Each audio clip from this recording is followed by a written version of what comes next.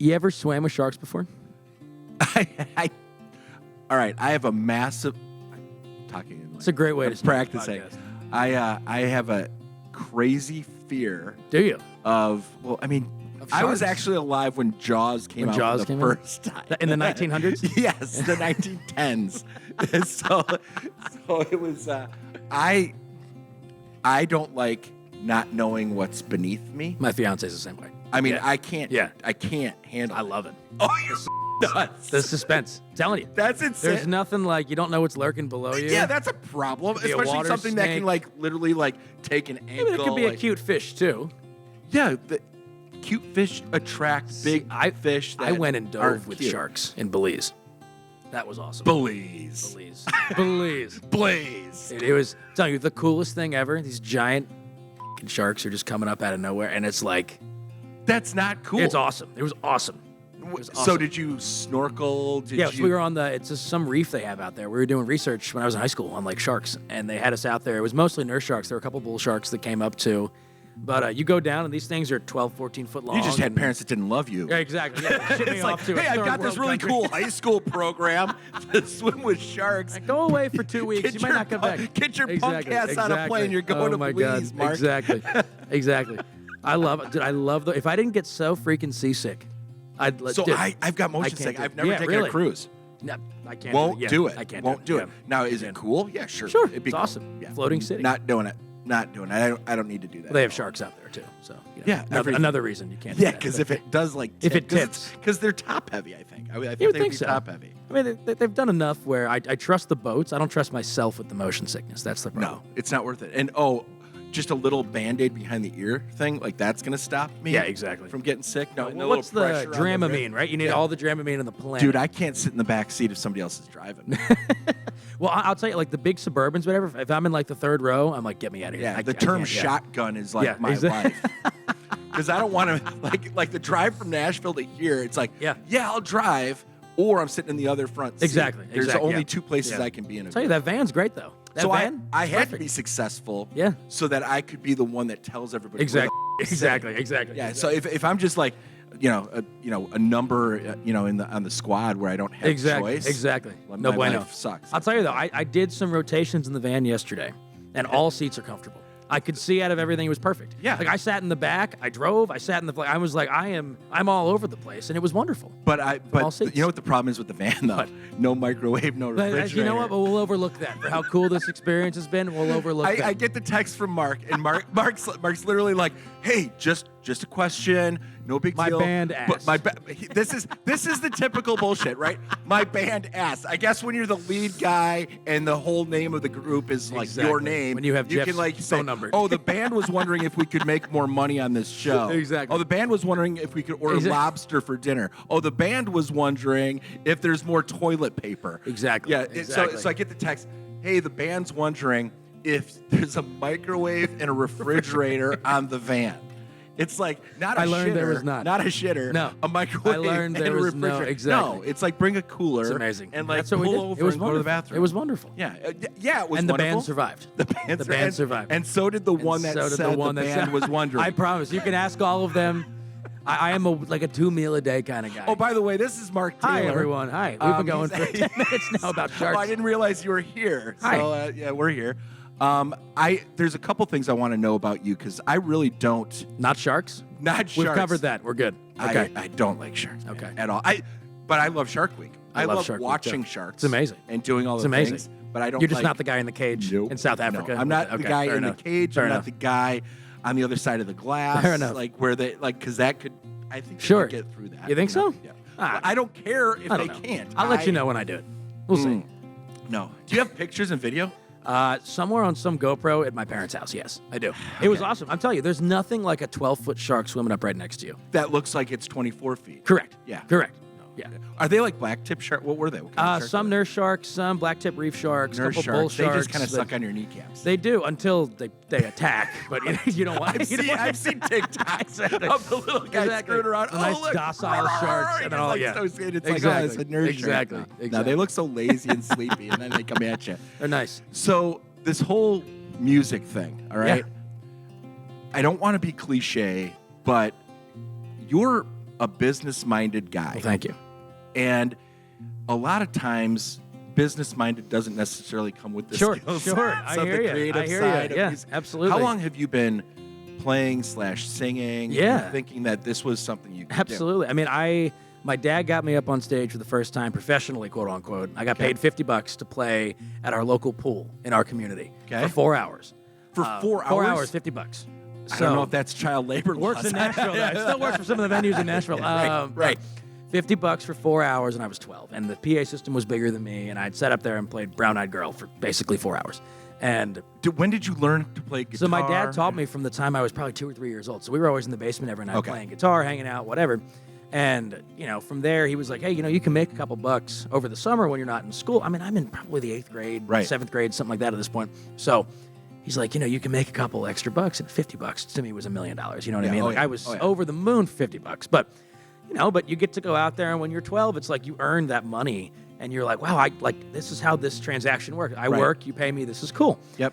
And from there, just never stopped. It's been I did the math the other day. It was something like 3,000 or 4,000 shows since then that I've done all over the world with everybody. That's So, insane. Yeah. And really, it's one thing to go out, learn the guitar, play. Yeah. But it's another thing to start to write your own music. Yeah, absolutely. And actually Do have the business side of confidence it, And really turn it into what you do for a living. Absolutely. Now, it's not the only thing you do for a living. Yeah. But it is it's the core of That's who the main you thing. are, Absolutely, and everything yeah. else is kind of tied into Absolutely. you as a musician. Absolutely. How long have you been writing your own music? Oh, man, And when did yeah. that start? I'll tell you, I wrote my first song in the 2nd grade. And I remember this the other day. I found the sheet music I wrote. And it was hilarious. I would skip. In the 2nd grade, we had music class, and then it was like social studies class from Okay. like 2 to 3 o'clock. Okay. And then we went home. But once a week, I was able to skip my social studies class in the 2nd grade to go Okay. write songs with my music teacher back Really? in the 2nd grade, which was awesome. I didn't honestly remember that until a couple weeks ago. But then You started- said sheet music. Are you literally? yeah, I was classically trained back in the day. I could do all that stuff when I mean, as much as a kid could do. But like, Right. still, I was learning all the classical guitar positions and like singing classical music and opera, and like I was brought up in that. Now, granted, my real kind of music education, we were talking about this the other night, was my grandfather owned a jukebox company. And I'd go in the basement and click, 124 was Billie Jean. And I knew I could go down there and learn the chords to Billie Jean and Yep, that's go listen to old Eagles records and Queen and, all that stuff. But, school, I'd go and write all these songs. And then I didn't really know what I was doing with them. And, it's not cool when you're a kid. And then you start to realize in about middle school, you become cool again to the ladies when you have a guitar in your hand. So I started to pick up the guitar pretty quickly after taking a little bit of a hiatus. And then figured out I could make a couple bucks doing it, and then started kind of writing songs. I'd say early high school was the first time I really got into it. I was writing little crappy whatevers before that, but like really trying to understand and craft songs, probably when I was 13 or 14, something like that. And did you tell anybody you were doing it, or were you kind Not of really. shy about it? 'Cause I you mean, didn't know if well, it was good or not. I'm not shy. I've never met a camera or microphone I didn't fair. like. But That's fair. It was interesting because I was in I've played in every kind of band you could imagine, everything from a jazz band. I was a guitar player. I was a Frank Sinatra impersonator in another band. I was in a pop band. I was in a rock band. I was at like country, everything in between, acoustic. So I would write songs mostly for our kind of rock project that we were doing at the time. And it was fine. I mean, you're 14, you're 15 years old. You have about 8 months of life experience to write about at that point. But, it's, we'd kind of just play those, and people were like, oh, that's a cool one. Maybe that one not so much. Write another song like that. And that's how I kind of learned. And at the time, we were playing some really great venues, opening for some cool people in Baltimore, where I'm from. And like this rock band, it was like, okay, these 4 songs worked for this reason. These 3 didn't. So why are these 3 not working? Let's write 4 more like that. And all of a sudden, okay, now of the 8, let's pick our 4 best. And it kind of goes down that cycle of a real A&R, but we're just doing it. I mean, we're 15. Like, you didn't understand what was happening. So you're just playing them for the crowd and seeing what hits and what doesn't. But And what would you say got you into, number one, what genre of music would you say? Country? Oh, yeah. I'm country. When did that form College. into, it was college? Yeah, so I'd always listened to country music. I just never, I grew up in Baltimore, so not, it's not Southern Alabama or anything like that, but like, I was kind of always around it. My folks liked it. I stole my Alan Jackson CD from my grandmother when I was 4 because I loved it that much. You went hard from like rock to country. You didn't Americana your way into country. There was no Americana stop on the train there. But I'd always played it and kind of listened to it. And when you're playing cover gigs, when you're a kid, you're always going to play Zach Brown Band songs and Chesney. And like, I started to realize I love the storytelling aspect more lyrics, than I like yeah. yeah, exactly. And that for me is, and you'll hear it tonight at the show, it's like for me, it's all about the lyrical element of it and the music and like really how that works together and paints a picture, tells a story, makes you feel something. But, and I don't want to sit here and talk about age, you're a younger guy. Yeah. But the reality is you're out there writing with some of the best songwriters that have ever done it, that have been doing it for decades. And being a younger songwriter, it's hard to get the respect, the time. Absolutely. And because it is a lot of commitment to sit in a room for 4, 5, 6 hours to write a song with somebody that, maybe doesn't have the craft kind of, pieced together and everything. Absolutely. When was it that you realized that you belonged and you felt like I belong in the room with these guys instead of just being like, kind of like, oh my gosh, I can't believe I'm in the room with a Bryce Long, that kind of thing. Yeah. It's like you're in there and you're like, I belong here a little bit. I mean, I'll be honest, man, that never got the intimidation, the imposter syndrome never goes away ever. Yeah, cool. And like, that's actually cool. Yeah, and it's I look up like Bryce, for example. Yeah. Bryce is a friend of ours, a big hit songwriter, wrote a bazillion songs, but like we get to write together all the time, and there's still not a moment, and like we've been friends for years. Yeah. And there's still not a moment that I'm like, damn, this guy's cool. You know what I mean? He'll say something, and I'm like, wow, like that's what doing it for 35 years. I literally, he'll send me a text, and I can hear his voice when I'm reading his text. Absolutely, Like I'll have a voicemail from him, and I'm like, I'm never deleting that voicemail for my whole life. Bryce Long is nuggets. It's everywhere. Nuggets are so good. He speaks in song titles. He does. He is one of the best. But so when you're out there doing your own music and you're doing all this songwriting, how difficult is it to go get some of those rights and be like, hey, I'm looking for music for me to cut, not just write for somebody else. Yeah, for sure. Well, honestly, the people are more inclined that I have found to get in the room with me because I'm the artist and because I'm out playing it and because I have the option to record it. You know what I mean? There's a lot of because they want their music cut, they want it on the shelf. They want it out with the possibility to make money. You never know. I mean, there was a song last year that got passed around town of mine for a while. It ended up being it was a top 40 on iTunes. It's the name of a big tour right now for this guy. It was a single on the radio, and we wrote that on Zoom, but just a couple songwriters. So you never know how a song happens, but your odds are severely increased when you have an artist in the room. So that's why people are more likely to say yes to the artist. But you never know. I mean, we're usually writing for me in that room, but I can't cut everything. You know what I mean? No. I might go cut, half a dozen songs at a time, and you never know. Well, and you've got 12 songs. Do they all fit to release at the same time? Right. Yeah. And then it's hard. When you grow as a songwriter, does that one song that you love fit into the next group of songs? So Absolutely. Some of them just kind of hang out, and you're like, I've got to dish this one off. And and there's songs where I'm like, this isn't me now. Yeah. But it's a damn good song. Right. And I want to put it out. Whether it's now, this record, next record, whatever. Yep. It's a good song, and it's not good. The one I wrote with Bryce a couple weeks ago, I'm like, this is not. I don't think this is on this record, but I'm like, wow, this is an awesome song, and I will still play it. Yeah. But I'm like, that's going to be down the line for me because that's a hit. What is right now as an independent artist? Yeah. So many things, and I'm not going to have you say anything one way or the other because I don't want somebody to think that you don't want this kind of a deal. Kind of deal. Uh-huh. But so much of the independent artist, it's actually a thing right now that you can be very, very successful doing it all on your own.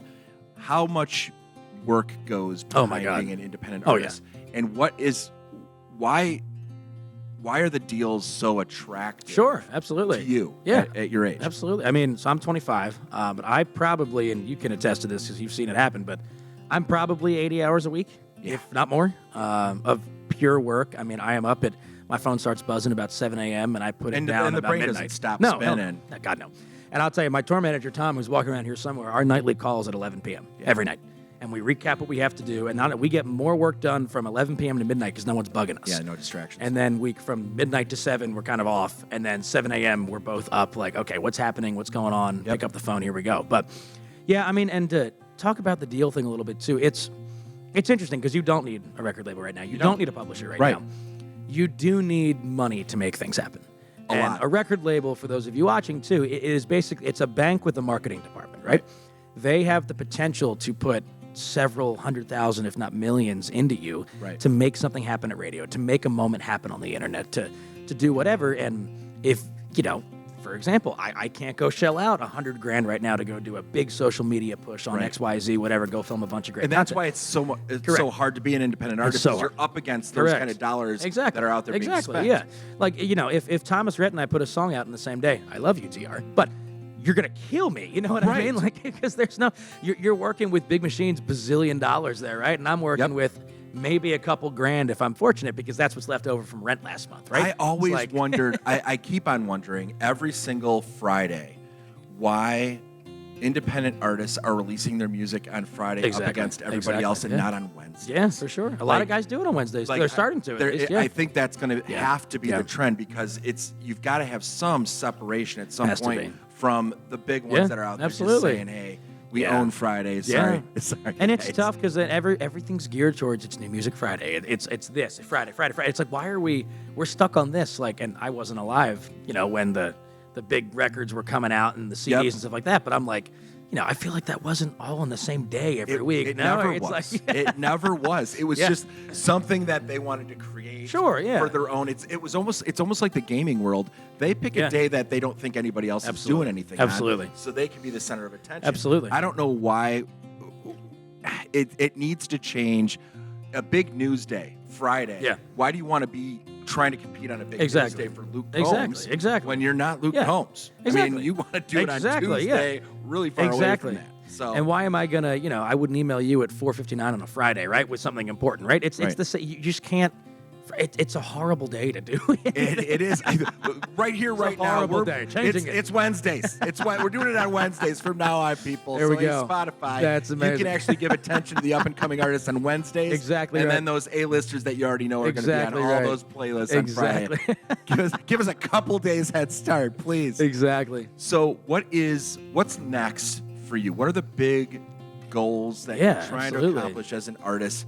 I know it's booking shows and getting on tour, and you're one of the best independent artists that are out there doing that. Thank you.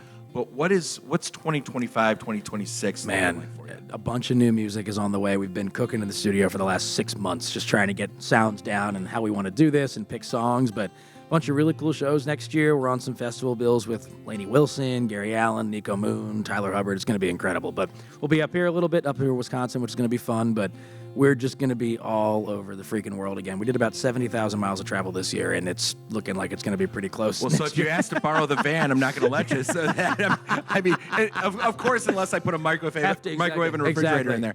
There's another project that you have going on. Yeah. And I think there's a bottle. There is. It's right there. Yeah. Can we grab that bottle? I'm going to be off screen for a second here. Here we go. All right. Tell me about. Come on, baby. What the heck is going on here? God, it's delicious. It is delicious. It's fun. It's been fun to do. So I grew up in the liquor industry. I worked for Jim Beam. Did you really? I didn't know that. I did. Yeah, right out of college. I didn't know that. Went to work for Jim Beam. Way back, because I'm not 25. Way back when Booker's Bakers Basil Hayden's Knob Creek released for the very first time. My dad was a VP at Jim Beam, and he was actually in charge of that entire launch. So the whole small batch bourbon thing, way back then. No way. I have a bottle of Booker's from that You're kidding launch. me. No, it's like never going to ever I was saying, open. save that. Oh, my God. Or maybe someday, maybe I'll open it with you. There we go. All right. Number one party. Number one party. That's exactly right. When everything pops up. So I've loved the whole bourbon and where it's going and stuff. So tell me about, like, why are you doing this and the story behind it? That's a great question, because I don't know why I'm doing it sometimes either, because I don't feel worthy. Did somebody approach you, or did you find it? Yeah, I don't feel worthy of this at all, man. This has been such an honor. But this Cali Distillery, it's an awesome company out in California. And they approached me. They had a whiskey jam in Nashville, actually, oddly enough. My first time playing whiskey jam, and they said, hey, we're approaching a bunch of artists. We're going to get some up-and-coming artists, some really developed, stronger artists as well, and we want to do a bunch of liquors, bourbons, whiskeys, whatever. And, we had a couple libations, we'll call them, in us, and I was like, yeah, call me in the morning. Yeah, we'll see what happens. But who's saying no to that? Correct, but I was like, we're drunk at Whiskey Jam. There's no way. I'm hearing this wrong. This is not accurate. Right. So lo and behold, someone calls me the next morning, and they were like, hey, man, you told us to call you in the morning? I'm like, yeah. And they're like, we're not kidding about this. And I was like, oh, I wasn't dreaming. Okay, cool. How long did the project take? So they had the bourbon sitting there for a little while, which is great. And they said, hey, we have this extra kind of batch of bourbon here, whatever you called it, extra barrel. And they were like, do you want to do something with it? And I was like, absolutely. So we kind of started brainstorming months and months and months. It was probably a year of brainstorming and really developing flavors. And I mean, you know, the liquor industry, it's like you start from the really, really, really tiny and then you work all the way up to the barrel. Yep. So my roommate Dan, who's out there somewhere, you know, we were at Mondays at 8 a.m. FedEx would send 6 different shooters of bourbon for me to try. I mean, Zoom. I'm not going to lie. I would keep saying, I'm not sure exactly. it's perfect. Send more. Yeah. I'm not positive. Maybe 24 next time. Exactly. Just a whole bunch of different ones. Exactly. But I'd sit there on a Zoom call at 8 a.m. on Mondays and just start sipping.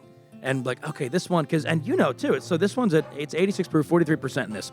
We got it up to 91 at one point. I'm like, this is horrible with the mix. We got it down to 40. I'm like, it's not really liquor-y enough for me. You know what I mean? Right. So we had to go back and forth for months. And this is probably iteration 10 or 13, 14, something like that. That's cool, though. It's cool. It's really cool. Versus I have just bottles taking exactly too. what Absolutely. they wanted. No. Yeah. We really, and that was the whole thing, down to the design, down to the bottle, the cork, to my name's on every bottle. So you know, and I signed it. Yeah, absolutely. So I signed every bottle, my name's on everything, and it's like my little bios on the back, my autographs on the back. It's like this is me in a bottle right here, which I think is so cool because so many artists, I won't name names, but it's like, oh, make whatever, put my name on it. Yes, we'll give you X amount of dollars. Deal. Yeah, but this to me is like I was so involved in the process, literally from day one. That's what's cool about it. So it really means the world to me. And now that it's in Total Wines across the country, it's like you look at the stuff on shelves and it's like, wow, that's a piece of me and right there. It's legit good. Yeah. Oh, thank you. I appreciate there's it. a lot of licensing deals with big name artists and stuff that the stuff's not really that great. Like, you should have tried it before you let them put the label on, man. Should have done that. It's not that great. It's not good. Like, and there's enough out there that this person doesn't know who I'm talking about. Correct. It's not good. It's not good. I got it. I bought it. I support it, but it's not amazing. Good. It's not good. That's amazing. So what's next on this? Do you even know? Man, you know, it has been crazy. We're slowly expanding, so it just every day we get, hey, we want these 6 stores in this state to get it. We want this hotel chain, this whatever. So we're moving across, especially in kind of the hotel market right now, and a lot of especially West Coast. Sure. It's been massive out there. Yeah, so, I mean, obviously, just logistically, absolutely. It's so easy. I mean, it's been massive out there. So it's been killing it. We've sold thousands upon thousands of these things, and it's been an incredible little journey that if you had asked me 3 years ago if I'd be selling liquor, you know, but it was. I'll tell you one funny story. My buddy, we in high school, you know, we might have been sneaking a couple drinks at a couple parties or whatever, and just by accident. And you know, I was real big on the Mike's Hard lemonades, right? That was my jam when I was, you know, in high school.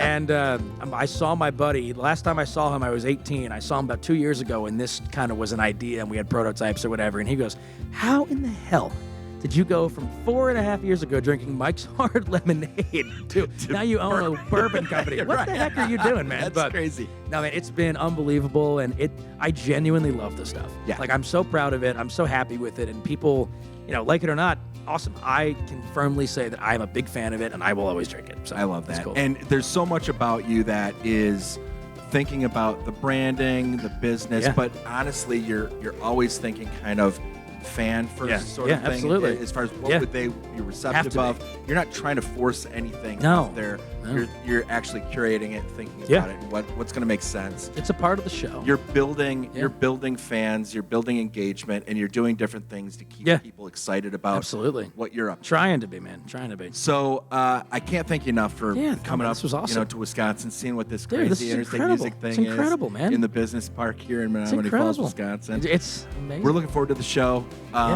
Thanks for trusting me that this was a thing. Man. Absolutely. And looking forward taking to me to some warehouse in the middle of nowhere, right? You never know what you're going to get. In a van. In a van. Here, come get in my van, kids. There's recording equipment, and we're going to go to Wisconsin we've together. got bourbon.